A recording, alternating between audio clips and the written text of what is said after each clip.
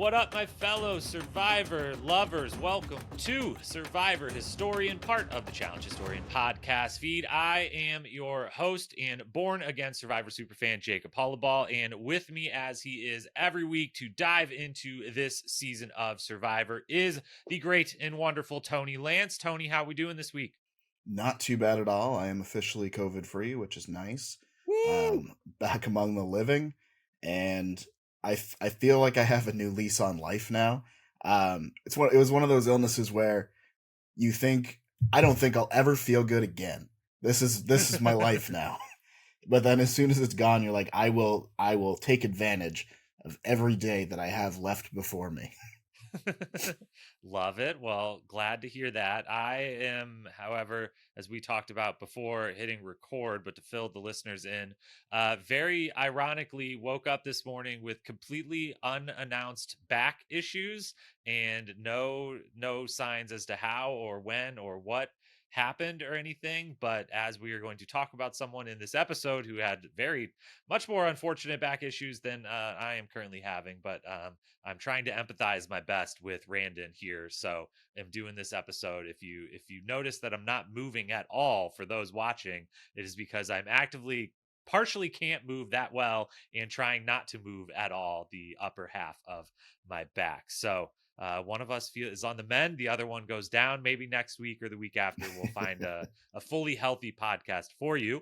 But we are here to talk about episode 3 of Survivor 46, the first 90-minute or 60-minute when you remove commercials episode of the season as it drops back down.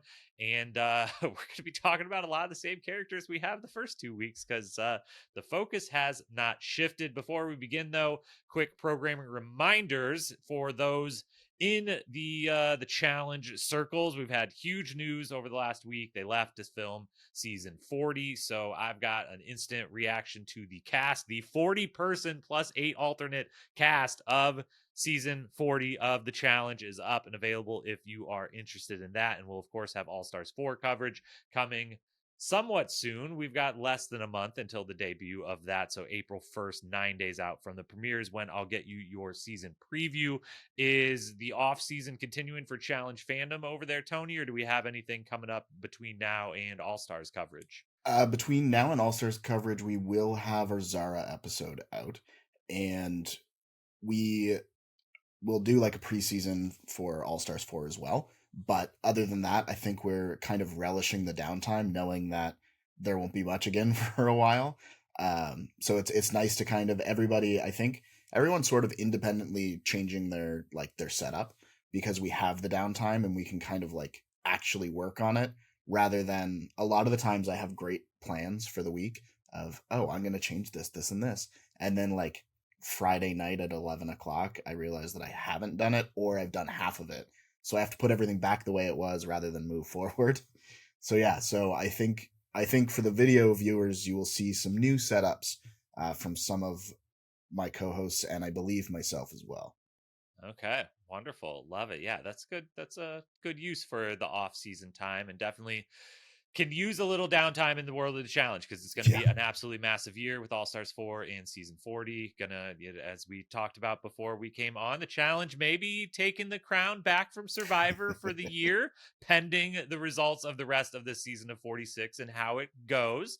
Response is a little tepid right now, I feel like, by the Survivor community. We're very much enjoying it, and we are, of course, going to get into all of it here. The agenda, as always, we'll walk through the episode, hit all major storylines. We'll hand out some awards, and then at the end we will do some prediction questions, and I think we are going to mix in our first power rankings of the season. While we still basically have no data on one of the tribes and one and a half of the tribes, really, we're still going to give it our best effort. In the final programming reminder then is next week is going to be my 1 week off season. I'm only taking 1 week off from the show in general, but I am also taking it off from Survivor coverage, as I'll be traveling. So you may or may not get something Survivor related on this feed next week. If you don't, we will hit, if there's anything major in episode 4 that has to be discussed, we will hit it when we do our episode 5 breakdown the following. And we're fingers crossed, maybe that'll be the only one we miss of the whole season, or have a shortened version of the whole season. But otherwise, we will get you your Survivor content each and every week for this appropriately lengthy season of television, which I have to remind myself as I'm watching, like, this is only a 12 episode or 11 episode season, like a regular show should be, unlike other recent seasons of shows that we've had. So that's the plan. With that, let's go ahead and dive into episode 3. So, kicking things off, we actually, for the first time, we normally kind of go in mismatch order because we like to do one tribe at a time. But for this episode, it actually does just go one tribe, the next, and then the challenge, and kind of the same thing after the challenge. So we'll pretty much go in full-blown chronological order here with, which, of course, like every episode has started and ended this season, we start with Yanu. And we really start with Bhanu and Yanu, which I finally got used to this episode, being able to type in my notes the tribe name or the person's name and not having my document get confused or me get confused or anything. They come back from tribal council, and Bhanu is losing it, to put it mildly. Honestly, that is mild. Yes, he is not enjoying the fact that he was not a part of the fake idol plan, that he was kind of called out by the rest of the crew for, like, hey, you're talking too much. And while he was always, never actually on the hot seat, really, he is not enjoying realizing his place in the tribe is those three are working together. And yes, I wasn't targeted, but I'm obviously the next one. And he's having a real tough time, Tony. Yep, absolutely. And I think that's my issue with 6-person tribes and like the 3-tribe format. And we do have a listener question from Jen later on, so I won't go too far into that right now. But you generally have, like, if you can get 4 people together, then you can just roll through the entire season until you merge or until you swap. And it just so happened that Bhanu and Jess were on the bottom just by nature of how everyone clicked together. And that's a really hard way forward, because it's really hard to break up some people who know that if they do nothing, they can make it to the merge or make it to whatever. Mm-hmm. Yeah, and I'm guessing it sounds like that question is something to do with like 2 versus 3 tribes and everything. Okay, we'll save that for discussion for later then, because yes, I'm having some similar feelings that I wasn't, over the last couple seasons, seeing more and more people discuss and kind of be upset about like wanting the 2-tribe thing. I wasn't as like big on like they really need to switch this back, and I am definitely starting to feel like that could be a good thing, but we'll discuss that a little more later. Some highlights from Bhanu. The main one to talk about is he calls Kenzie. Kenzie is the only person he feels like he could maybe swing some pressure onto, or just in his mind, he thinks all 3 of them are masterminds, which I'm like, hey, I'm not saying they're not, but I don't know that we have that much evidence yet. They just, like, I don't, you're putting them a little higher, a little earlier than I personally would, of like, these 3 are such geniuses, masterminds, they're playing so well. I'm like, I don't know. They got rid of the 2 obvious people to get rid of when you kept losing. So we'll slow it down, but he calls her specifically a mermaid dragon. And I had a little bit of an issue with this. Maybe, we come from different parts of the world. Maybe the mermaids are a little different where he comes from, but he says top half mermaid, bottom half dragon. And I thought top half of a mermaid is a human. Yes. And so it is. Maybe it's actually more real that he's actually correct, because he's like, yeah, the top half's she's a mermaid on the top half. The human is human. That's what she looks like. The dragon tail is there though. Just look, you'll see it. Whereas I was like, technically that would be Echidna, who is like half woman, half serpent. And then I was like, cool, I've been reading way too much Percy Jackson that my mind immediately started Rolodexing through. I was like, what is half human, half dragon? But yeah, that one got me as well. I think the other highlight for Bhanu, he has an amazing sweater game, if nothing else. I really like that sweater. Yeah, they everyone this season, and I was listening to Tyson Apostle's Pod Has Spoken maybe last week's episode, but whoever the guest was on had played a season in Fiji. I forget who it was, but she was from like season 37 or 38, but referenced, and they all then discussed that like it's actually kind of cold there, or can very much be cold, and I feel like they maybe loosened how many garments of clothing you were allowed to have this season or last season, like started to, because this tribe or this crew especially seems to have a couple layering options. There's been multiple people, Banu among them, that like we've seen the layers up and down a few times. I feel that that was a result of season 39 and making it so that more clothes, more warmth, less need to be together in close proximity in the shelter. Um, but I think it doesn't hurt the game. I feel that it helps the game because that's another thing that they're not necessarily fighting up against. It was the same as like when they took away like swimsuits, where it was like you have to play in your clothes because blah blah blah. Apparently, it has been erroneously attributed to Tyler Perry. He takes no credit for it, but I would also take no credit for it because it's a really dumb thing. But they don't have their swim trunks anymore. Now they have to like play in their clothes. But by the same token, I think now they are getting more clothing for being on the beach and like those living situations. Because Liz also has an amazing sweater. Yeah, are they allowed to? What if they like the clothes I want to wear on Survivor happens to be a bathing suit, or would they Then allow it? they would they would probably not, but they because they have to approve your clothing as well. Like you send Yeah, them options, and then they're I like, wonder "You're what wearing they're. this." I would love to know like what is not allowed, because if and when I go on Survivor someday, like I'm gonna wear my Patagonia baggies, which are the baggies are the name of the product, but they're like the most historic Patagonia product, and they are like it's a bathing suit, but they're meant to be worn As shorts. everywhere, like as anything, like you can hike it in Yeah, and then you want to jump in the lake or whatever. And I wonder like something like that, if they're like, no, you don't get to wear like nice outdoor gear, you're not allowed. Like, do you have jeans? We need this to be difficult for you and uncomfortable. Like, you just do So like your interview, like you do your initial submission video wearing a cape that's actually also a tarp, but you just yeah, like make it look like that's what you wear in your everyday, and yeah, just be like, "Yeah, no, I wear a cape," and then conveniently yeah, give up the cape for the betterment of your tribe to have a tarp. yeah. I'll wear it for one day to to pull the full ruse. But anyways, we digress. The other thing to quickly talk about of this portion of Banu's kind of meltdown is Q is the one person seeming to offer a helping hand, Hmm. or as he will put it later in the episode, which he says to Banu's face later in the episode. You're a liability, and a liability can be an asset. So Q's thinking like, this guy could help me, and he tells him, you could be the Philip to my Boston Rob. And I'm very aware of who Boston Rob is, but my knowledge isn't good enough to know what the Philip portion of this. But it seemed like maybe this was a derogatory in some way. I'm guessing Philip didn't get the. I'm guessing Boston Rob got all the benefit in this relationship. Fill us in, historian that you are, on Yeah. what this reference was, and was this rude to say to Banu's face? Yes. So no disrespect to Philip, the specialist shepherd, a former special agent.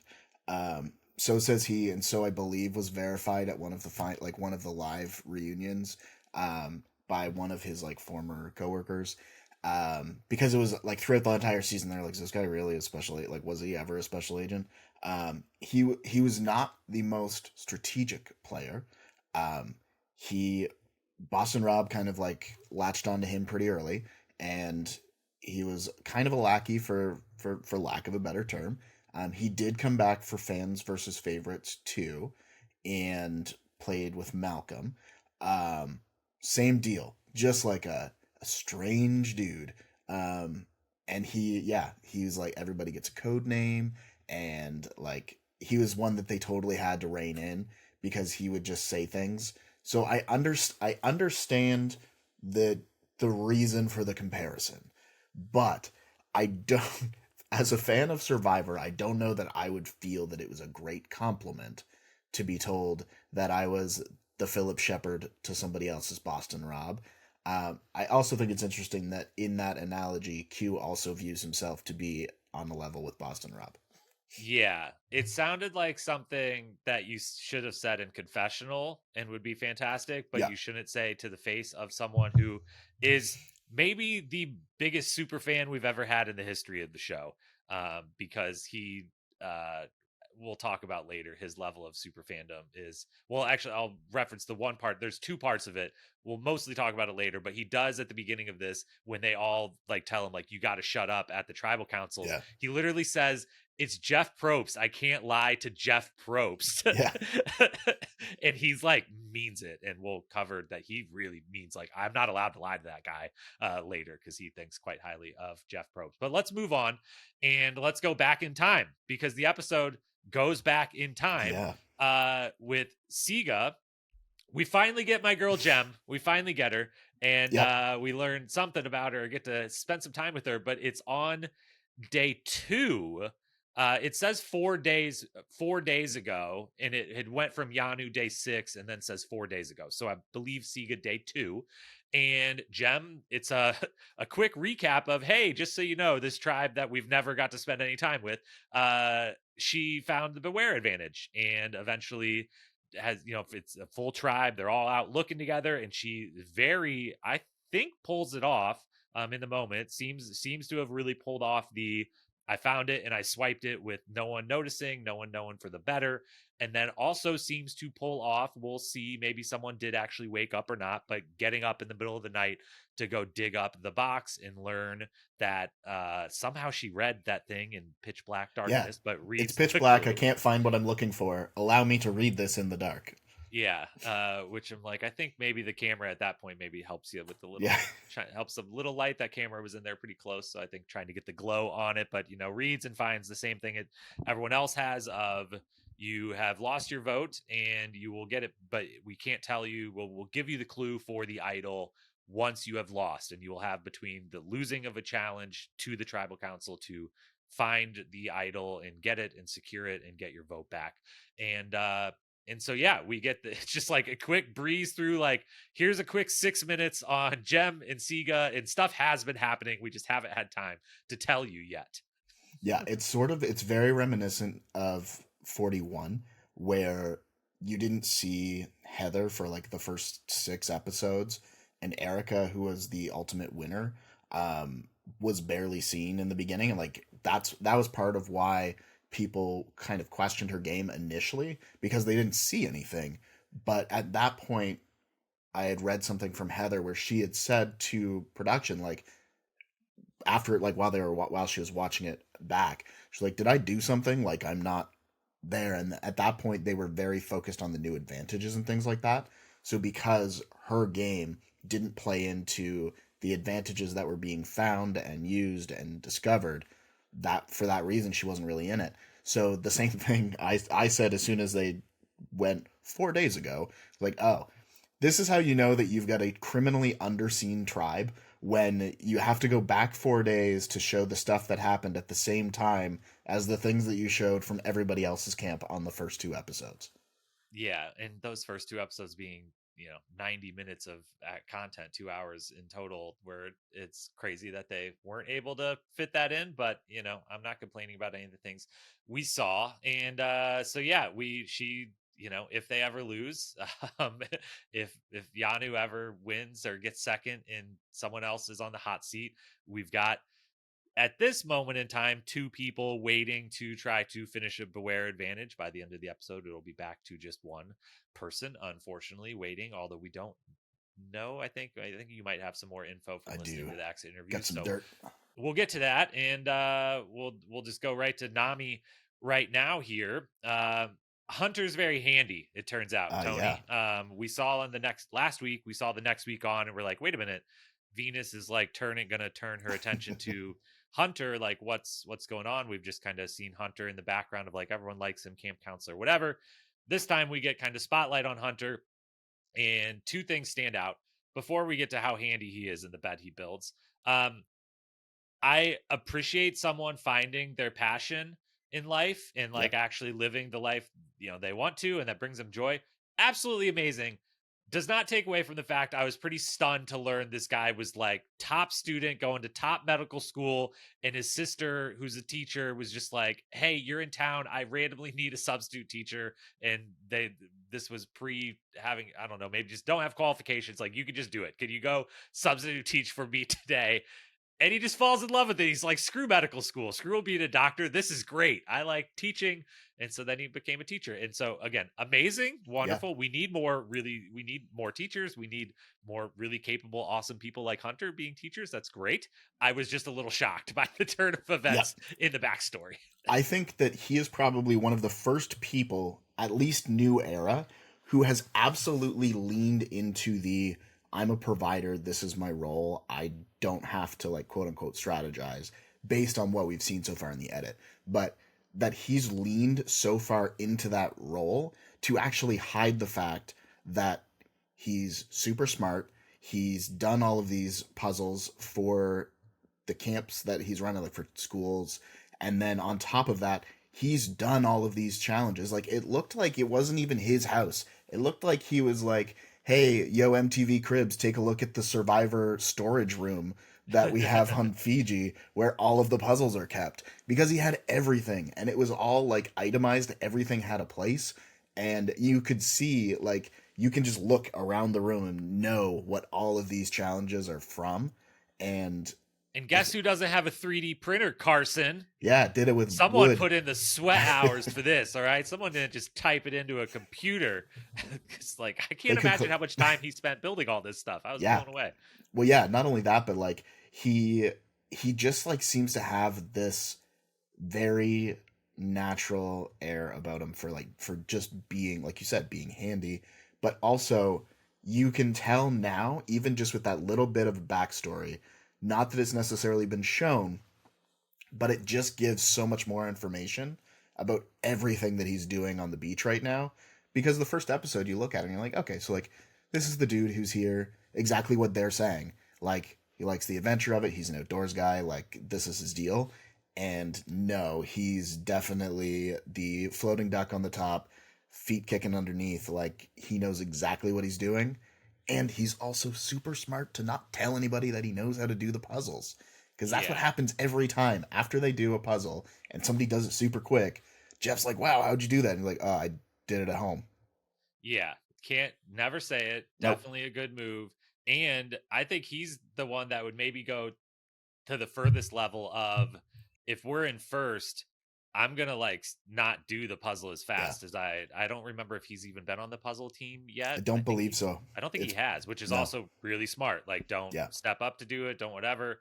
But I think I could see him, and it'd be interesting if he got in the situation of like, we're in first, I'm building it faster, but I like look to the side. I'm like, I'm not gonna build it too fast if I'm confident that I'm gonna be able to put it together in a moment's notice if need be or whatever.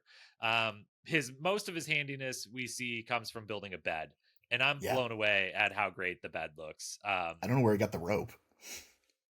Yeah, there's a lot of it. Yeah, and what is that? Something he's woven together? Did that come with fishing gear? Like, I don't know. I don't Did know, they get the tool set later in the episode? But it looked like proper rope. Yeah. So I don't know if we got it. I don't know if maybe we got it like out of order, where I saw someone mention that on Twitter during the episode, like, wait a minute, I think that rope he's using is like in the toolkit. Are we just seeing this out of order? Yeah. But then would you really do that much of that? No, and really, would you want to use the rope that's allocated for the tribe's betterment of their shelter to make yourself a bed? Seems too smart for that. Yeah. So I don't know. He found that somewhere. Maybe he snuck into production area and stole some stuff and got away with it. I don't know. And they were like, well, you are building something impressive. This is going to be fun to put on TV. So we'll let it happen. Yeah. But yeah, you have to out yourself as a puzzle master to the tribe. That's going to be the trade-off that we make for allowing you to do this. But yeah, it looks amazing and is pretty wonderful. But Venus isn't having it. She wants to target him, and that's most of what we get from Nami at that point. We get the first Randen medical interaction, but I think we'll save that for obviously having to discuss it for the second interaction. So we'll just kind of group that together and move from here to the challenge on day 7. Then it's not day 7 is when the challenge is on. It's the only time they don't always flash the day the way every time they switch camps or whatever. It's like this camp this day, whatever. Sometimes they don't always put it up for the challenge, and I'm like, hey, wait a minute, I want to know if like this is the next day from what we saw or the same day or whatever. Yeah. But it's on day 7.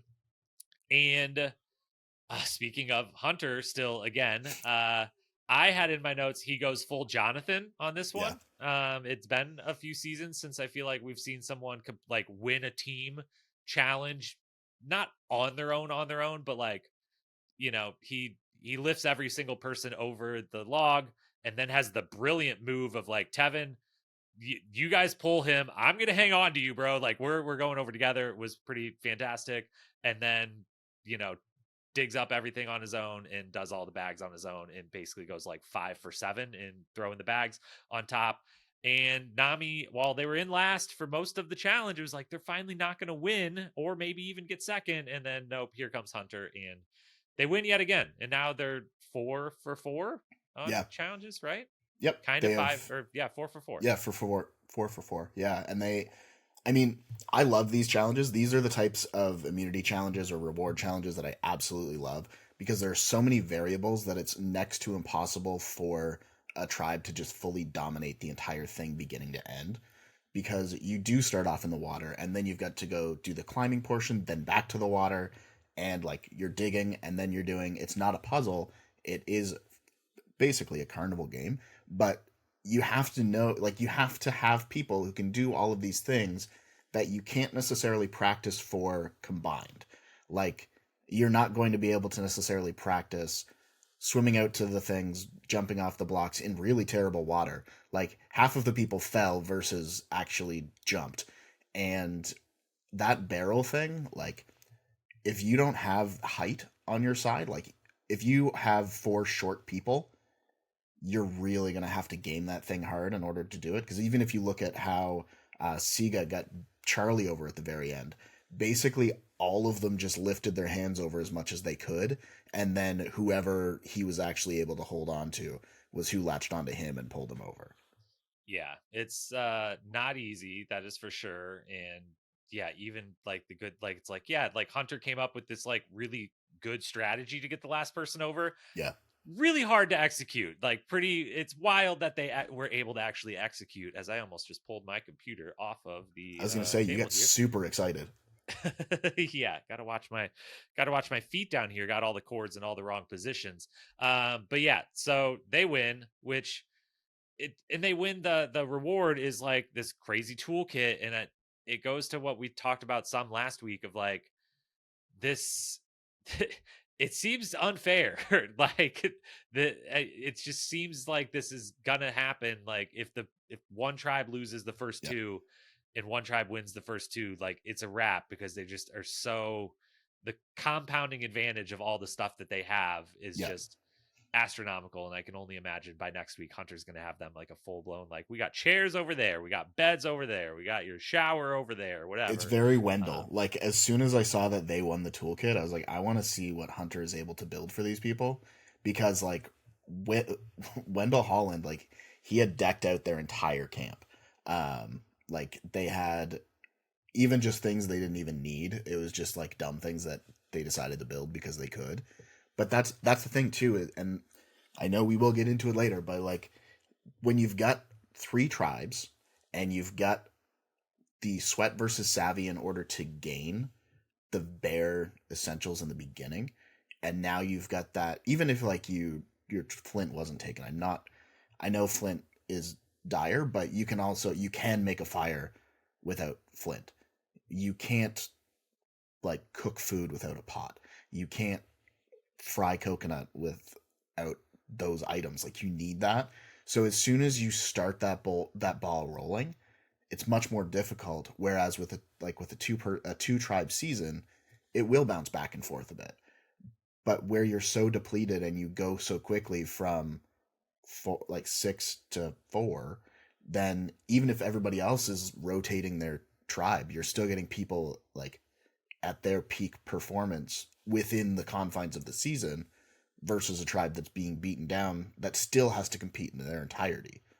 Yeah, and I think the difference is shown during the challenge in that, Hunter has all the energy in the Yeah, world respective to the situation that they're in. yeah, And on the other side, Q, who is like recent Division 1 football player, which yeah, is, is an incredible athlete in incredible shape, is like barely able to like get up the net and like is really laboring as he like goes up on the beach and everything. And it's like, yeah, yeah, the best athlete probably on the show is the tribe that has nothing, and look how physically spent he is, like just trying to get through yeah, each little stage of this challenge. And over on this tribe, you've got 5 people, a wide range of athletic background and whatever, that are like, it's hard because it's yeah, a challenge that is hard, but are like not, they're physically capable, they're jogging up the beach, they're, they've got the energy. And so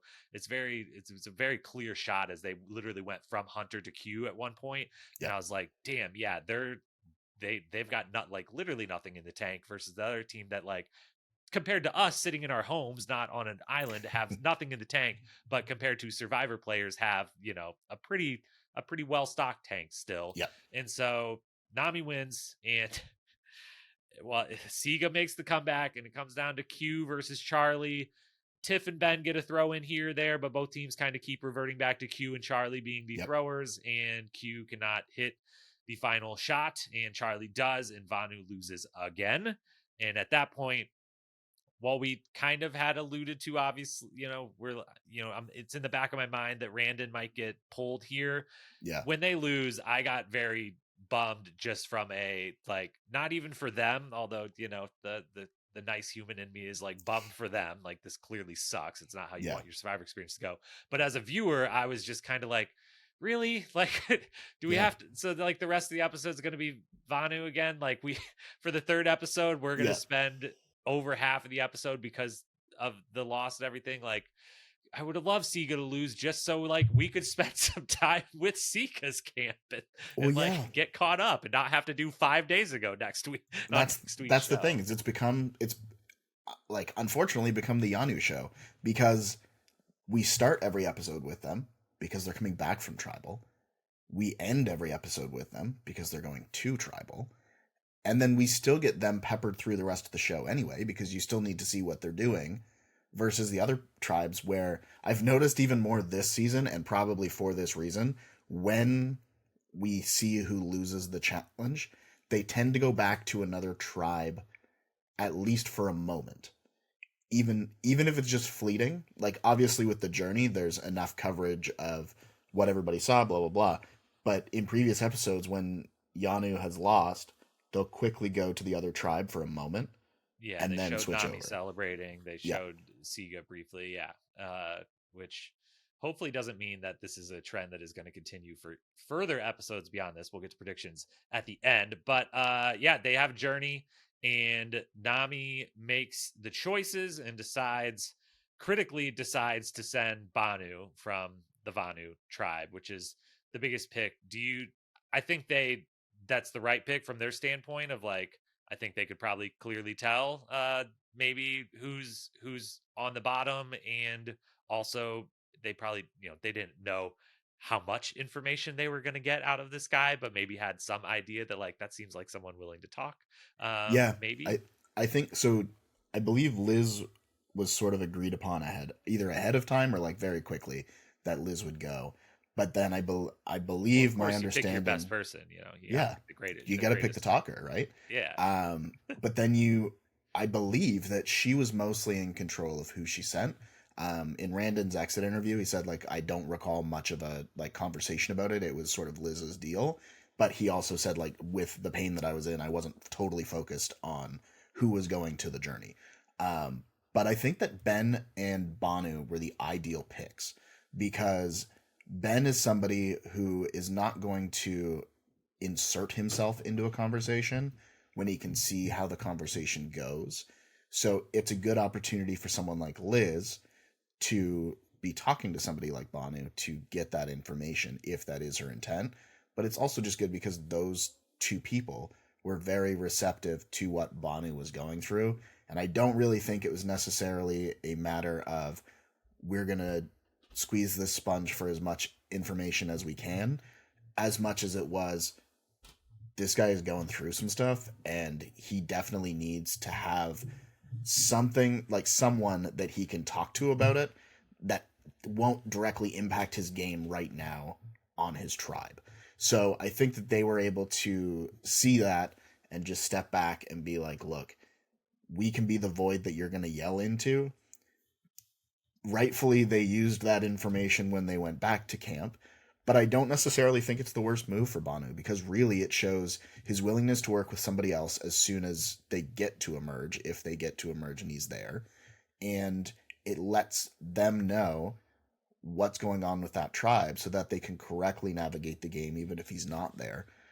So it does, I think it does really give him like more good grace with both Ben and Liz, and by proxy Siga and Nami, than he may have at Yanu in its entirety.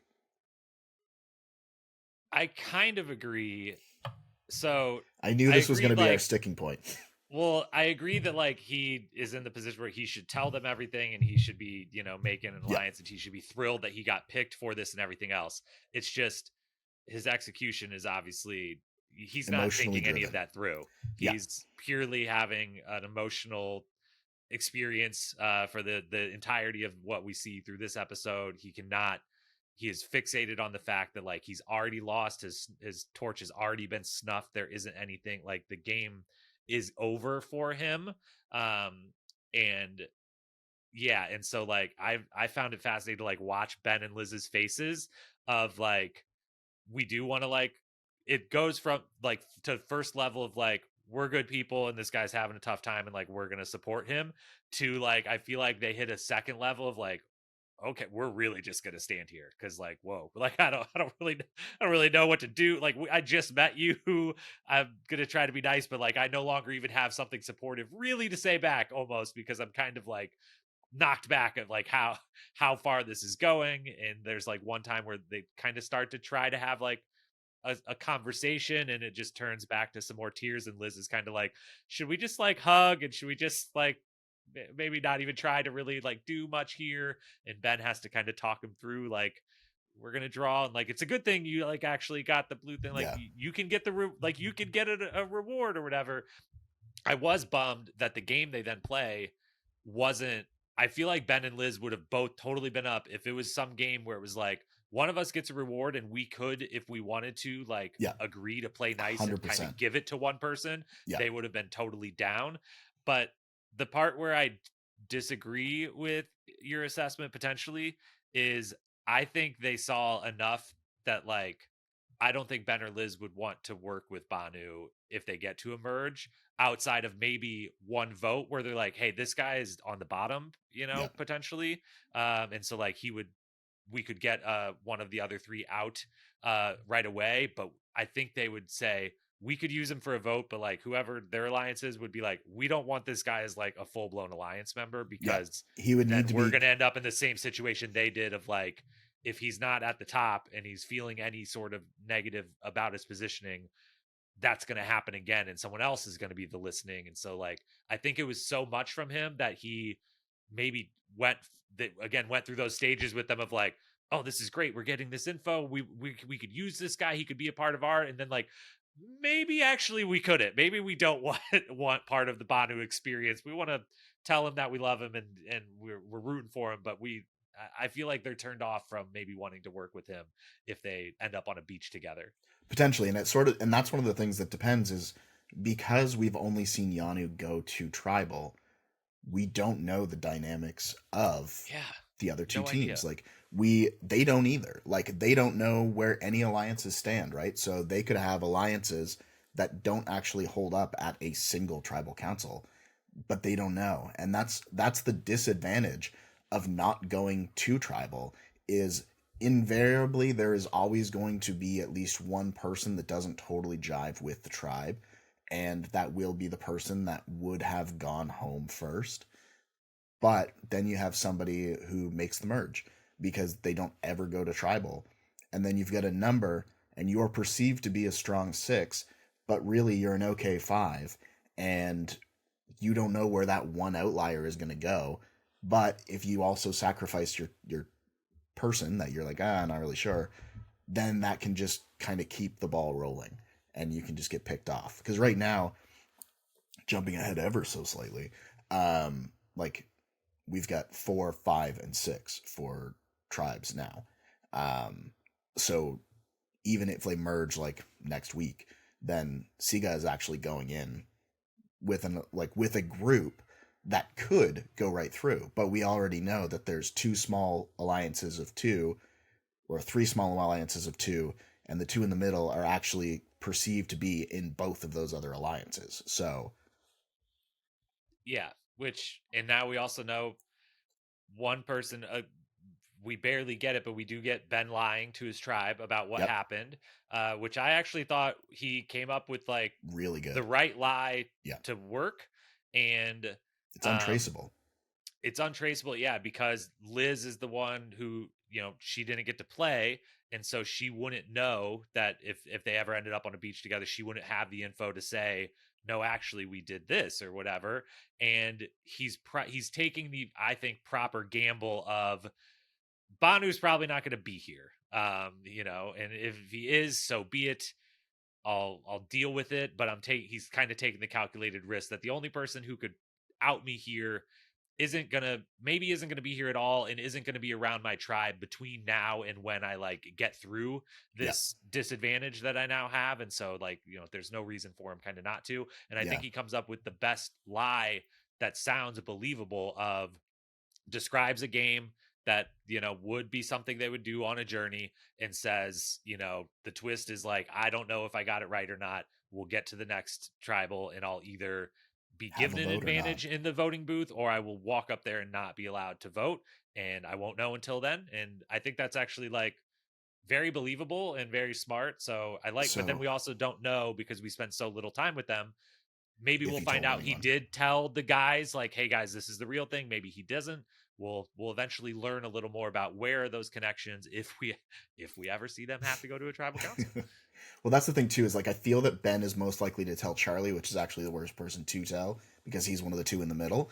But he also seems very closely aligned with Ben in the sense that, I guess not. I was going to say in the sense that he's still wearing his leather vest, but that was also 4 days ago. So I don't Yeah. know. That That was was the that same time first that he was time we given ever the saw vest. him. Yeah, that was Um, literally the same yeah. moments after we originally saw that happen. So he So might have only put the vest on one time. exactly. And the other thing that I absolutely love about how Ben has played this specific lie is, like you said, he said that I won't know until I get to the voting booth, and then I will either have an advantage or I won't be able to vote. So that means that he is still going to be an active participant in the strategy going into tribal. They'll be putting something in place if he doesn't have his vote, and I don't anticipate that being we're going to vote for him if he doesn't have his vote, because they don't know if he doesn't have his vote, right? So they have to have the plan as if he has his vote. And then by the time that he loses his vote, it's also a non-issue because he gets it back after whoever they vote out is voted out. So it's sort of it's one of the best lies that I've seen because it relies so much on truth. It's something that's already an active challenge in the game, so you can speak to it in its entirety because everybody has seen it. And you can just very simply say, this is when I'm going to find out. So that takes it completely out of the realm of, I'll find out later, it's at tree mail, and then everybody's going to be hounding him for, did you lose your vote? Did you have your vote? And yeah, I don't see a flaw with it. It is one of my contenders for best game move of the episode. For sure. And with that, then we we kind of have a scramble, but It's more of a cut poach. a little cut a little short.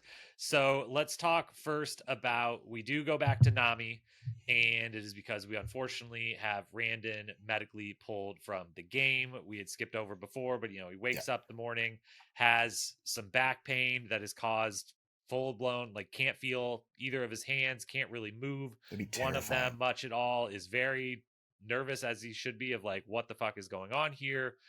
I just slept weird on the hard surface, like, what is going on? And the first time they check in with them, they're like, let's just have you rest. And I think they thankfully, knew in that moment there's a challenge tomorrow, but like you didn't sit out the last one. So obviously your team is going to, Yeah. whether we have to tell you or not, I think your team is obviously going to be like, you're sitting out, which he does. And then afterwards they, I forget, his Dr. Will Dr. is right. Will. His name has Yeah. done the research, has called in some of the other experts and explained to him that, hey, the more than likely you're fine, as scary as this is, but there is a chance that it is something really, really bad. Yeah. And we don't know until we do an MRI. And that means that like we need to take you out. And yeah, it's pretty brutal. It sucks to watch anyone get pulled from the game for any reason, especially one that's like, it was one thing when, what was the guy's name who fell climbing the Matthew. rocks last season? Matthew, Yeah. where it's like, I feel horrible for you, But you were but climbing like the rocks. you were climbing the rocks to like cause the injury. So like, not that like that makes it like, oh, your fault or whatever, like none of Yeah. that, but like at least it isn't, I just woke up and was Yeah. like, fuck, what happened while sleeping on the beach last night? So yeah, it's a shitty situation for sure. It's super shitty. And like the fact that he couldn't move, he couldn't feel his right side, couldn't move his hand at all. And when like Dr. Will is poking and prodding his hand, he's like, yeah, I don't feel that. I cannot imagine the fear that must be going through your head at that point. Not even like in game of I'm probably going to get pulled from the game from this if it doesn't get better, but like what the hell is wrong with my appendage that I can no longer feel it as a part of my body. And he said like he said an exit press that where he had his hand sort of like in a, as he said, a crab claw. That's just how it rested. He had no ability to move it or like manipulate it in any way. That's just how it hung. And that's like I I can't imagine what that must have been like. Because he wasn't in a bad position in his tribe. It's not like he would have been the first one gone or anything like that. So to see somebody who's really like, he's probably quite easily in the middle of his tribe, where he's not at the bottom, he's not at the top, and then just to be taken out on something as random as you slept weird, and just I guess he's reached middle age like the rest of us. And he might have actually been in an even better position than, because again, we don't know a lot about the tribe. Yeah. And I'm guessing this came from his exit interview, so you can tell me if this is wrong or not, but I had seen a couple tweets about that seemed to be like summarizing some of the stuff he said in his exit interview, and how like the whole calling Venus Parvati Light to Soda was much more like to actually like benefit he and Venus and like work against Soda or try to like out Soda's opinions about different people or whatever, like that there was a lot more to that. And there was a couple other things they referenced of like he was like playing and making some like smart, small, subtle assessments and moves, and everything we had seen from him too in last week's episode. He definitely seemed to be like someone who was doing a little of that analogy used earlier of like all calm and chilling up here, but there's a lot going on underneath the surface, and like him being very smart and kind of calculated about how he was having conversations, what order he was asking questions, everything. I feel like and then we get in the next week on for next week's episode that like maybe Tevin and Soda are going to be the ones on outs within their tribe, which up to this point we would have no idea that that's going to happen. Right. I feel like he might have secretly been in like a really great position to like. He said that he felt that Soda would have been the first one gone because he had initially said that. I liked the phrase that he used. He said that Soda was providing a lot of trust real estate in the tribe of being very social, like, and he said he wasn't sure whether he felt it was genuine or not. So what he had done is he had mentioned the whole Parvati Light thing to see how quickly it got back to Venus, and almost immediately it got back to Venus. And then that was when he was like, okay, cool. I can't trust Soda. She will not keep my secrets in the game. She does not have my best interest in mind. So she's who I need gone. And that became sort of like his, if we have to go, that's who I'm going to try to get. And then it was a matter of Venus would work on Hunter, and she would work on Tevin, or he would work on Tevin. And because Tevin was going to vote like wherever he was swayed or wherever he decided to vote, Hunter would probably go along with Tevin, and Liz would likely go along with the numbers. So it would be quite easy per se to get Soda out.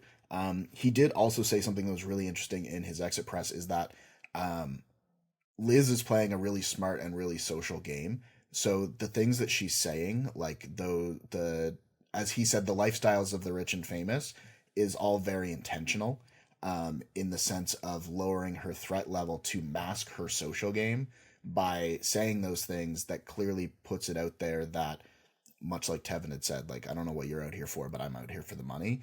In that she could be somebody that long term somebody takes to the end, because they're like, nobody's going to award this person who already has money, when she has the ability to talk really well and be able to kind of make those moves.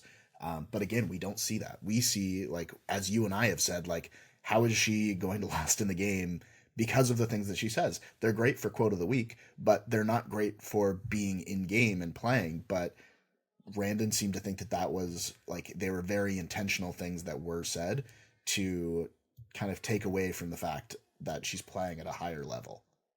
Yeah, and it makes it, unfair in our position and anyone watching, of like, hey, like, we only have the little bit to react to from all these people, so like, Yeah. we're gonna make some jokes about Liz, because literally the only thing we've seen 100% of our interactions with Liz is her saying she's great and has Yeah. money and businesses, and like, we know hopefully there's more to her than that, and it's great to get the exit interview scoops of like, no, like, look out for this one, and like, there's a lot more that, like, that's not even, that's a purposeful thing, it's not Yeah. even like that's her real personality or whatever, but like, in our shoes, we're still going to make the jokes because we don't know yet. Or like, I'm going to feel bad about making the jokes of like, yeah, Tim hates women. He only wants to work with the guys, because we've heard him speak 2 sentences and they've both been, we should have a guys alliance and go against the women. So like, what else am I supposed to go on? I'm sure he is a perfectly wonderful human being with a lot to offer, but we don't know. No. So yeah, it would be great to eventually get to know all of these people and be able to still make jokes, but in much, but we try to be nice about the jokes and tongue in cheek a little Yes. about them. They're not actually, I do not think these people are horrible by any means. I think They are based on opposite. edit, not based on people. Yeah, in an edit where we only get a very, very little bit right now with all of them. The final people, though, going back to the folks we know quite well at this point, Our old friends, is Vanu tribe, and they are Banu's back. He tells a lie to the group, smart lie, and then eventually tells Q that that is not the case, that he does not have a vote, and Q goes back in on his, what, we're gonna save Bhanu. Again, he calls him to his face, which again, I don't think Bhanu is picking up on it being disrespectful the way I would, but is just like, Kenzie is a threat. Threats can't be assets. You are a liability. A liability can be an asset to my game. And I think he uses the word my in it too, which like takes it to the final level of like, not like you can turn yourself around, like you suck, but you could be useful to me. Like you can't be useful. Like, it's just like you're the right strategy here of like, this person can be useful, but don't tell him that to his face. Again, say it to the camera in confessional. It'll be fantastic. Don't tell it to his face, but he's getting away with it because Bhanu doesn't care. He's just like, this is my lifeline. This is the guy I've got to put all my trust in. And I get that. He doesn't have a vote. So it's not just like, it'd be one thing if he had a vote and it's like, there's 4 of us and one of you is willing to work with me. We can get 2-2. We have some leverage here. But this turns into all on cue of like, you literally have to convince Tiffany. There's only 3 of you voting. You have to convince Tiffany, and we'll never know, at least in this moment, what would have happened. But he gives the pitch to Tiffany of like, we should keep Bhanu, we should get rid of Kenzie. They'd have a couple conversations about it. It seems like if she's not convinced, she's at least like totally 100% entertaining the idea, to the point of then starting the conversation with Bhanu that seemed to be based on this conversation is how this is going to go. Like, I need you to have one kind of put some of the emotion to the side, coherent, like lock in with me and tell Yeah. me that you can do this. Well, I like the moment where Tiffany, like where you're watching her, all you can see all of the gears moving, where she's just sitting there and her eyes are darting back and forth while Q's got either he's specifically talking or it's the voiceover of Q kind of giving all the reasons that Kenzie is an absolute threat in the game. And you can just see everything kind of falling into place where she's like, I've got two options. I can see why both are have pros and cons, but I still have no idea what I'm going to do with this information. Mm-hmm. Yeah, and again, well, we'll maybe get some more info on it later, but that conversation she has with Bhanu is broken up by Yep. Jeff walking in, which I think in this particular situation they should probably know immediately. This can't be a bad thing really for us. Yeah. This is somehow, some way is going to be beneficial, and of course, it ends up being beneficial. And boy, do they if I was Randen, I would not have enjoyed watching this part because one reference to, someone else's loss is someone else's gain. Fine, the necessary, Three. true in this moment. But they lay it on pretty thick, and Jeff goes like 3 or 4 different times of like he uses like someone else's pain as someone else's like joy or whatever. And I'm like, someone else's very real pain, Jeff. Yeah. Someone else that is getting Literal an MRI pain to find out if he's paralyzed or not right now, Jeff. And like they use the word win a whole bunch. And I was just like, I get it, Jeff. You need to talk this group up and be like, hey guys, I need you to get your shit together. You've got a lifeline here. Use it. Let's get it together. But like, if I'm Randen watching this, I'm like, hey, fuck you, Jeff. Okay, like this is not cool. I don't like how you're phrasing all of this. I did like that they were completely in on that sucks for Randen until Jeff pointed out, like there was a complete tonal shift of so there's no tribal council tonight, and then the mood completely changes in the shelter, and I was the same as you. I was like, Randen is probably not nearly as excited as you guys are.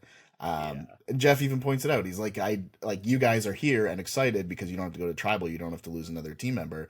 But Randen is on his beach and is sad. And he was like, but anyway, happy things. Yeah. And so it's all necessary. But this is where we get Bhanu. I mean, this guy, he calls Jeff his guru. Yep. Jeff tells him he should probably have better gurus. Yes, which Jeff is handling the abundance of love from Bhanu very well, I will say. And that was an appropriate comment back of like, I'm going to acknowledge that that's thanks, but maybe don't mention it again. maybe tone it down a little bit. Don't tell the Survivor fans that. They are hit or miss on me. Yeah, pretty polarizing figure, 46 seasons in here. And so they don't have to go. We don't have a tribal council, and we finally have a non-Yanu member leave. Yeah. And maybe this also means we can start next episode with not Yanu. Like maybe they could start with Nami. At least we've gotten a more than Siga time with, but of like, oh, you lost a person, so maybe they'll start with them. Maybe not. But yeah, that's the end of the episode. So let's go ahead and move into our awards section. So award time. Let's talk quote of the week. I don't even think we've really given any potential nominees as we went through there. Close to our chest. I'll go first, and I've got 2. There wasn't as many this episode. Last episode was really great, obviously, with a lot going on. This episode, I had 2. Tevin, kind of under the radar, like it was a little quiet kind of in the background, said, "Oh, Hunter, wow, make me a Tempur-Pedic," in response to and I really enjoyed that. And I like that they we're going to have that in there, but we don't need to do like an extra confessional with Tevin to have him say it or whatever. I like that one. And then I also liked, when Q, we blew right past this, when Q offers to, tries to be the martyr, and is like, you guys should vote me out, like I don't deserve to be here, and Bhanu does, and he says that, and he like says it again like a second time to Kenzie and Tiff, and says like, I'd rather it be me than Bhanu. And Tiff's response is, or he says, I'm dead ass. And Tiff says, oh, give me a break with this self-deprecation. We're not voting you out. And it was just like, yeah, that's the appropriate response. Like, dude, no, thank you. You need to stay, please and thanks. Shut the hell up about Now, any of this. that does give absolute credence to the fact that it was Jelinski who wanted to quit first, not Q, because Q is not willing to quit. He's willing to fall on his sword for his tribe, for his team, if he's the reason that they are not successful. But that leads me to believe that there is no possible way that on day one, to benefit his entire tribe, that he's going to do anything but give his absolute all to fill those buckets, versus Jelinski, who said that like Q was the one who first initiated the quit. This solidified, and I didn't really think that he did anyway, just from what everything that I've seen of Q, just even in the edit. But this moment was like, yeah, there's no way that he would have quit on day one, challenge one, for his tribe to have something beneficial. Yeah, absolutely. Yeah. Now, while I appreciated those ones, I was like, I wonder if we're gonna have the same ones, because I've only got 3 quotes, but they're all different. I will do this. I will do a side note of Soda saying that the bed even creaks like a bed, That was good, yeah. which I appreciated. So we've got Venus with her and Randen having the conversation about Hunter and about how like he's actually a threat and is a good like social player. And Randen's like, I can't see your perspective on this. Like, I don't know your perspective unless you give me your perspective. And she was like, my perspective is I'm not blind. And it's just so deadpan, and just like it was completely on brand for the Venus that we're seeing, but also completely on brand for her being like actually funny, and just super dry and sarcastic. um I do also have a Tiffany one, which was again super throwaway, and there was, I think, most of the really good lines tonight were throwaway ones that if you weren't paying very close attention, you would absolutely miss. Which was when they get back to camp after they've lost, Banu's still on the journey, and she just turns to Kenzie and Q and goes, "Shocking turn of events, Survivor fans. Yanu got their ass beat again." Yeah, that was really good. I should Yeah. have that one written down. And of course, I couldn't get through this entire episode without one Ben quote, which was right before he started the challenge. "It's hard when you can't listen to Van Halen for a week. Sometimes you can't look to like an idol like Nicolas Cage for answers. You just got to make that jump and do it yourself." Yeah, We need second that Nick on a Cage poster. reference from him. Just amazing. I wonder how many times he's watched the Unbearable Weight of Massive Talent. I can imagine he's watched that movie like 38 times by now. Of just like Nick Cage, a movie about himself. Like, oh my god. Yeah, those are good. I will say your Tiffany quote would actually be my winner pick. I should have had that one written down. The I like that delivery one a was lot. great too. Yeah. Also, one thing we didn't touch on, the fact that the episodes, the do not rock counter sits at 3. So pulling a rock, which was this does not rock, literally, followed by everybody being mean at Yanu to Bhanu, and then the last thing, things that do not rock, these blocks. Yeah, he really likes music. Music is his life, you know. Yeah. It's just Um, yeah, I think that's not going to be the last time we hear things that do or do not rock. I am definitely all in on the Ben train right now. Like, I appreciate every time that he is on screen. I'm I'm teetering between does or does not rock. To be determined. We'll find out later. Depending how many times he references something rocking or not, we'll probably decide whether I think he rocks or does not rock. But Fair enough. we'll see. You know, a lot of question marks left with this group.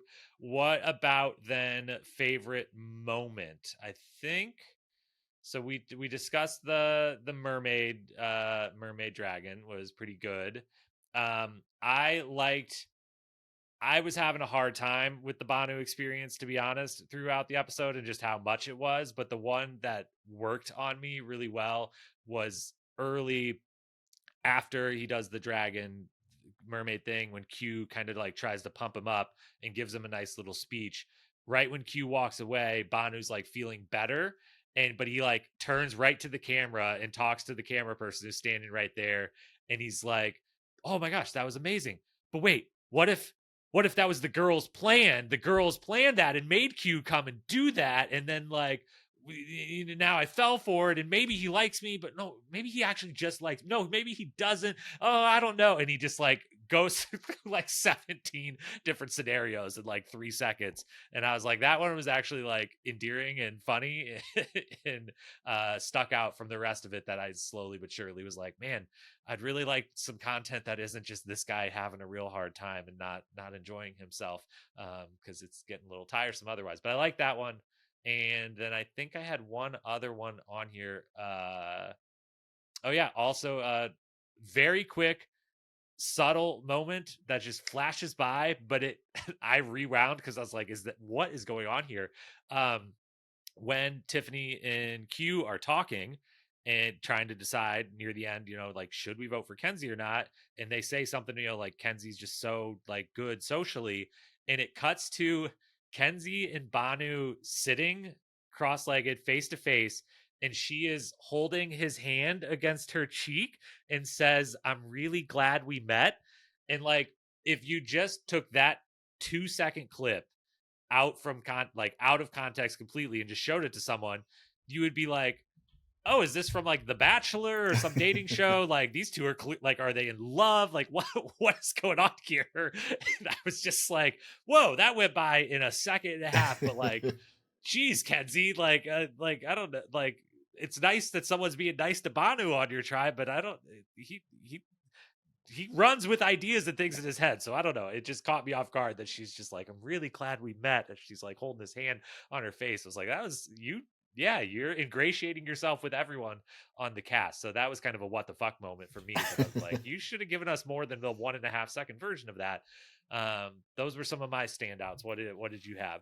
I will say that your first standout is probably the truest representation of the absolute paranoia that comes with this game, where you can have such an earnest conversation with somebody who you feel is your ally, the one person on your tribe that you can trust, and then the moment they leave, you're like, I probably can't trust them. There's a million reasons why I can't trust them, even though I just had a conversation about why I should trust them.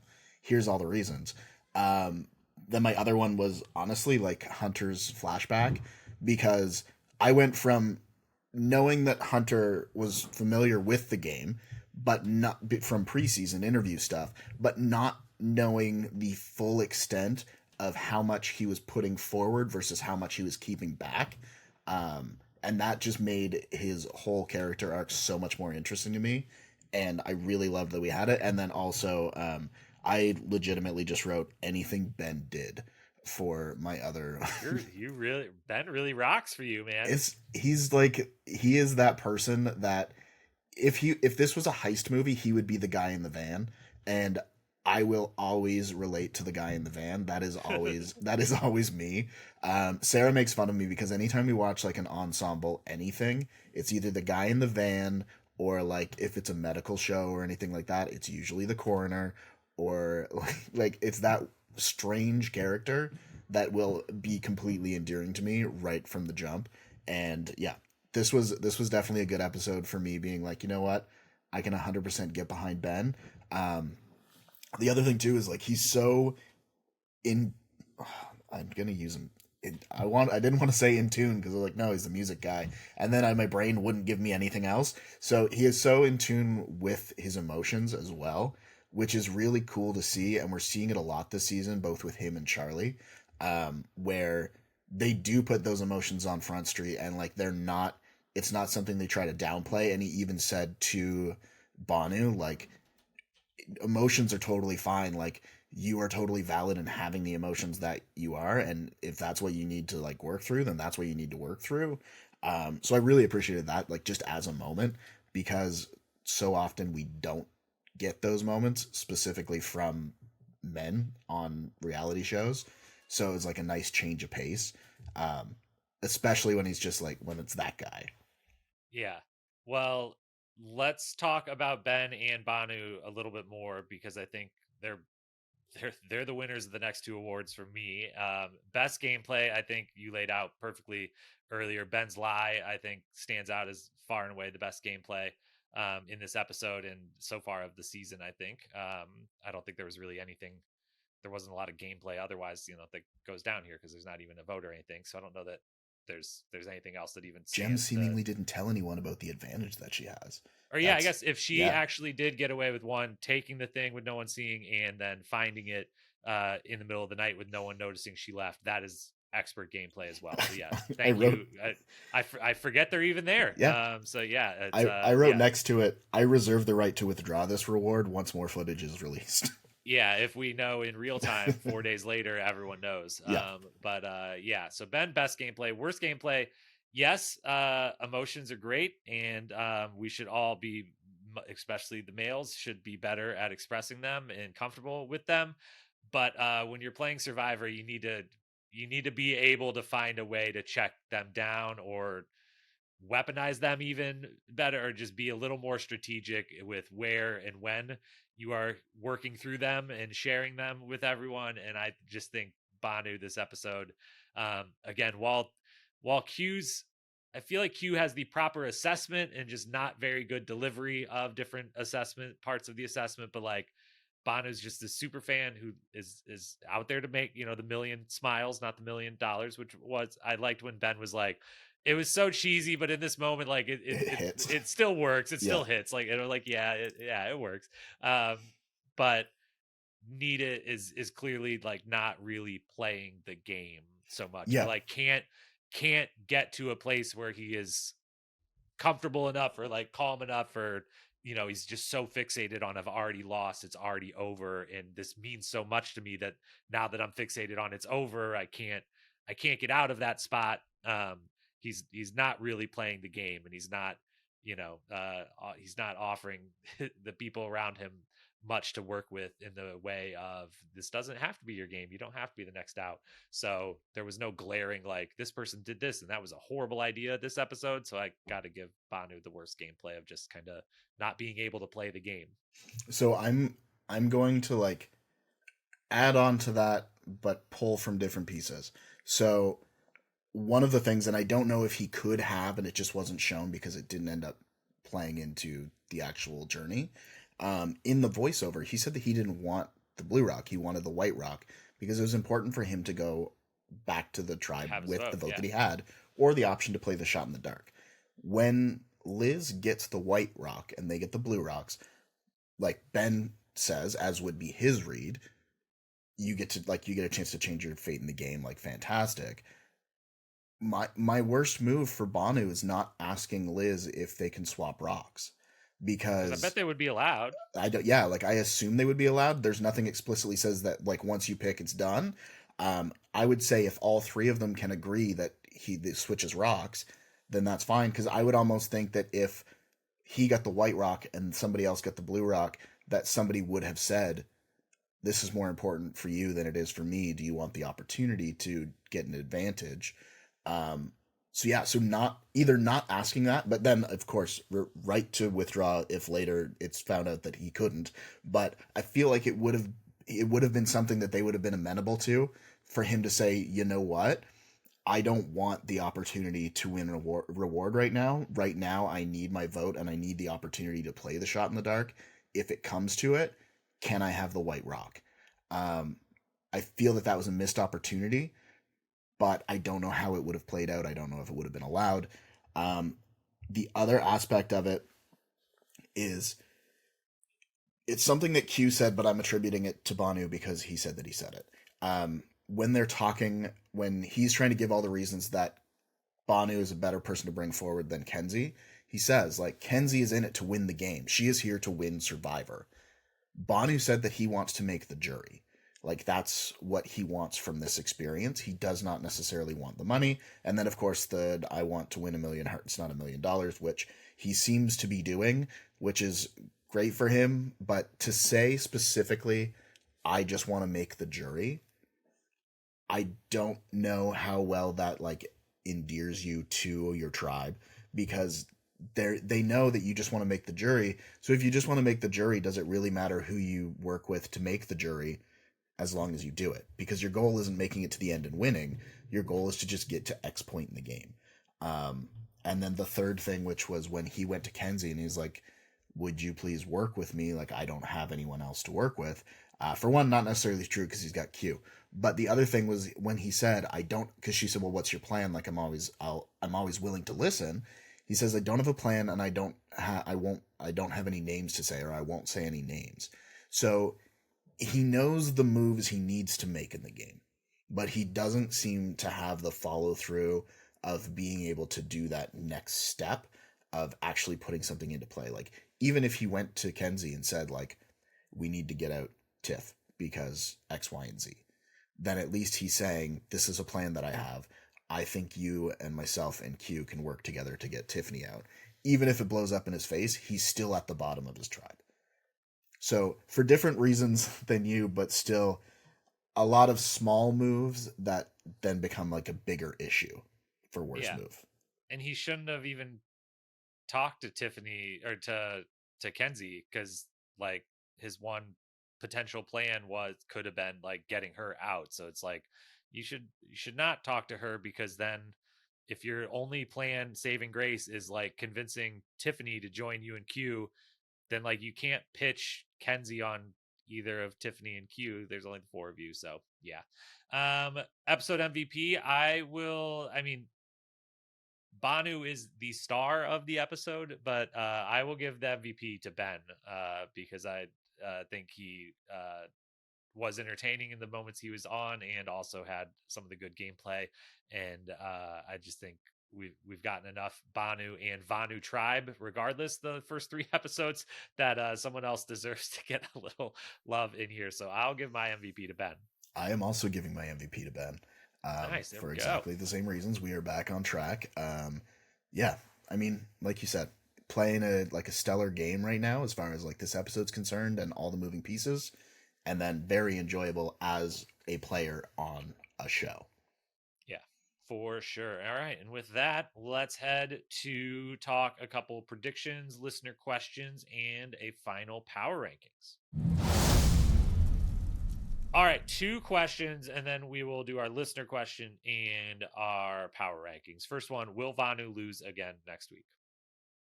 I think so too. I think this is not headed for anything good. I think the only thing that can save them is some sort of swap, which is the second question. Do you think there will be any sort of big twist that could be help shake things up next week? Either swaps, another journey with like real advantages actually won, regular idols thrown in outside of the bewares. Do you think they're going to do anything to try to shake this up? I don't think that they anticipated having two seasons back to back where you have a tribe that doesn't pull it together in the way that like I won't be surprised. And one of the fan questions or one of the listener questions is about whether it's time to switch gears and start looking at who you can get to two with on Yanu rather than who can keep you from losing again.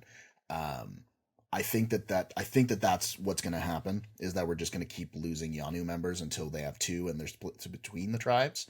Now, whether they're down to two and then we just do a full shakeup of rework the tribes and round them in rather than you're going to be on this tribe, you're going to be on this tribe. Hopefully, they don't want to vote you out. Um, that would be my assumption. I don't think we've got. I don't think we're going to see a merge. We might see a reshuffling, um, but I think we would have to reshuffle into two rather than three because if you reshuffle into three, you're going to have fairly small numbers, and there's really not going to be anywhere to hide. Yeah. I To answer the submitted question, I mean they might as well think of the two, but it's only because it's like de facto. I feel like it has happened, but Q and Tiffany should just be like really legitimately, hey, like the two of us are going to survive this one way or the other. We can decide Banu, Kenzie when if the choice comes back up again, but like the thing we're going to do is we're both going to agree that Kenzie is not going to infiltrate this, and like the two of us will be the survivors of this. So I think that's like already kind of happened or is in the air. Um And so I think they're already thinking that way, and they probably should. I don't feel like the show is going to let it get to. I know everything's planned in advance, and they're pretty hard pressed to like try to change something on the fly from what was the original plan. And so I think because they had this medical evac kind of helps save them, to like buys them one extra week of like, well, a Vanu person didn't go home. But so I think Vanu's back next week and Bhanu goes home, and we kind of just hopefully they just focus on some other things in the episode. And I don't want next week's episode to literally just be like replay this one again. He doesn't have a vote. They didn't go to tribal, Yeah, so he still doesn't have a vote. So it doesn't yeah. change the outcome. Like, yes, he And the got beware advantage is yeah. already gone on his, because we do see this episode he like goes looking for an idol, and like he doesn't know that he didn't put together. Again, one of the moments where it's like your emotions clouded you from working all the way through. You knew like you guys made this fake idol and didn't tell me about it, but he didn't fully pick up on, or maybe he didn't see from Jess that like it was wrapped in a note. It was wrapped in like the real stuff, so like someone also does have the real stuff or whatever. So yeah, there's no out for him. So if they don't offer another journey that he gets to go on, or swap some tribes, I they might not lose though, because the other thing is now with the sitting out, Nami, I guess Nami, because they lost Randen, only has to sit one versus two people, because the And it would just rotation have to was going to not be start to hurt Soda. them. Yeah, and so like Hunter won't have to sit out basically, if it's another physical thing or whatever. Like I was thinking maybe if they would have to sit two again. um and Siga is pretty balanced across the board. I don't think any combo of like these two sit out mean that they're automatically gonna lose or whatever. But yeah, I think they lose. I think Banu goes home, and hopefully they kind of put that in the background of the episode, and like, let's just spend some time with these other tribes anyways. um and I think, but the merge has been at how many people the last few seasons? At 11 basically, I and then want they to say do it was like the 11 one or transition, 12, and and we're like at 10 people 15. are in like the true Yeah. merge. So yeah, they only need really a couple more people to go home. I could see we lose, say like Yanu goes back next time, Banu goes home, and then I could see maybe a shuffling there for like one vote, where because if you reshuffle the tribes, then you've got 14 people, so you've got 5, 5, and 4, and I could see something like that happening, um, because I believe that it did in some combination last season, because we had Kendra and Brando and Drew and Austin and Emily, which is when that trio sort of aligned, when we reshuffled the deck. So I wouldn't be surprised if that did happen at 3, and I wouldn't really think too much into it about, oh, they don't want to just have Yanu go back down to 2, where I think that it would just be like a proper pre-planned. Yeah. Yeah. Okay. What was the other listener question we had to get to? So the other listener question was, so yeah, the first one was, of course, whether or not Yanu should just switch gears and no longer consider what's best for us as a tribe and make an alliance of 2 within it and just say, look, we're riding to the end. If we lose 2 more times, these are the other 2 that go, we're staying. And that was sort of from our watch party of sorts with myself and our friends Alicia and Derek and then Sarah, where we started talking about that, where at this point, like, you just kind of have to stop thinking that you're going to win. And then Jen had asked, what is it going to take Survivor to go back to 2 tribes from 3? Because right now Jeff is riding really hard on the 3 tribes is great. There's nowhere to hide. Everybody has to play from the jump. I disagree. I agree that there's nowhere to hide, but I also think that you're losing players that you wouldn't lose in a 2 tribe setting, which is crippling them from a higher level of gameplay. Because like last season, for example, Sabaya isn't somebody that goes home like 3rd. There's a thumbs up for you. But she's also not somebody who would target a strong alliance member like Caleb like 6 days into the game. But because of them continually losing, we lost some players that we wouldn't have otherwise. And it also, to me, a 2 tribe season, you need more people to make a move. So you can't just say, I'm going to ride with these 4 people and that's it. Game, set, match. You now have to have like 5 people or 6 people to be able to even do anything. So there are people who are going to fly under the radar, get a little bit further, get their feet under them, and play hard. There are going to be people who play from the beginning, but those alliances to me are far more interesting than the 3 tribe alliances. 3 tribe alliances to me, and I'm sure that they are great, and I know that they work because like look at the foursome from last season, but those are alliances out of necessity. They're not alliances out of like these are the people I jive with, these are the people I can work with. It's there's 6 people on this tribe and I need at least 4 people. Hmm. I think that's all very sound reasoning. I just don't think, yeah, Jeff seems pretty set, and I don't think we're gonna see it change at least in 7, 8, 9. Maybe I think it's gonna take like getting to the 50th season when maybe they would like for season 50 be willing to like break back out of this mold into something else. I think they kind of went it at some point after the 2 seasons filmed during COVID, they like decided this is the new game plan and like we're going to do this for the entirety of the 40s, and like these seasons are going to look very similar and are kind of set up to operate on that. I mean, weirdly though, it is the one franchise that I do believe, I don't think he'll ever talk about it. I don't know, I'm sure he's been at least asked somewhere some if he does or whatever, but like I think they are the ones that are running such a good operation behind the scenes that one, they do pay more attention than the other franchises, being Big Brother and the Challenge, do to fan reaction and are willing, whether they act on it or not, are like cognizant of it, and are, whether I don't think you would ever admit it, watching their competition, again, the Challenge and Big Brother mostly, and saying like what does work or doesn't work there. And so in the one, maybe it's just me, fingers crossed, really just hoping that this happens on the Challenge 40, but like if the Challenge 40, there's a chance that they go to like an old school team format, like big team format. There's a chance that even happens on All Stars 4 that premieres soon or whatever. And that there, if that happens, there's going to be rejoicing amongst the Challenge fan community. And that Jeff and the Survivor crew would at least, that would be knowledge that would get to them one way or the other, that they like do pay attention to their competition and would maybe see like, hey, this show like really went back to their roots and was like on its way kind of out as a franchise, weirdly, or like really had diminished in a bunch and like got it all back by like going back to their roots in different ways. And that maybe that could be like a little influence of like, hey, like the audiences are similar, like that they're receptive to that stuff. And but again, I think it's season 50 before we see any change beyond 3 tribes of 6 in Fiji, and the merge at 10, 11, 12 ish. Yep. And like that's I that's the out high level outline of the season for 3 more after this. I agree, and I think it would also take. So we've had Lulu going down to 2 and being absorbed.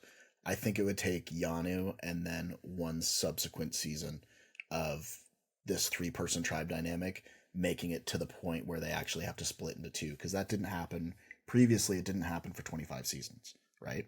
And then we're on season 46, and it's happened at least twice, or at least once. It could happen again. It might happen again. Yeah, so I think I agree with you. Like I even just looking at the cast from season 41 to 46, I want season 50 to be a returning player season from New Era. I don't really even care about bringing people back from like 39-day Survivor. I would love to say from 50 onward, people from the entire pantheon of Survivor can come back, but up until 50, it's just New Era players. Season 50, 2 tribes with all of like the fan favorites coming back to play, but to play on a 2 tribe format, because I want to see how some of these people do when they're not having a spotlight shone on them right from the beginning. And that's what some people had happen, is they were a big threat, they got targeted really early, and they went home because there is absolutely nowhere to hide in 6 people. Mm-hmm. I'm with you. Let's finish up then with our power rankings. So let's just do a top 5. And obviously, this is based on very little because we're going to probably I'm guessing we're both picking mostly people that are not on Yanu, which means we're picking mostly people that we have not a lot of evidence and who have not actually placed any votes or anything.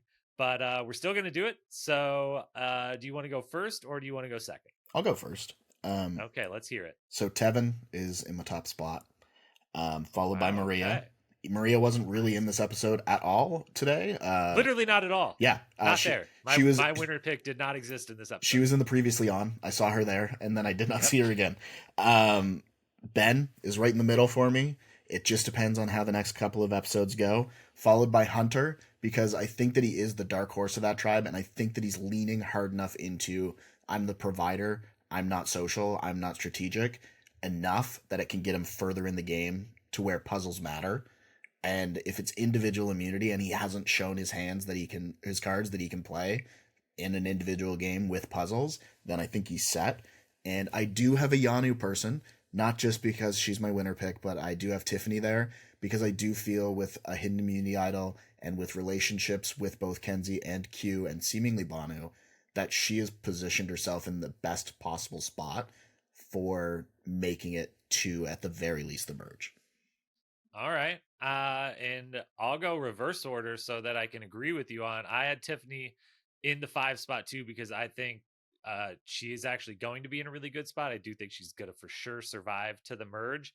And don't think, I think Kenzie is going to be, if she's there at the merge, too big of a threat immediately, and too, Q and Tiffany targeting her too heavily immediately.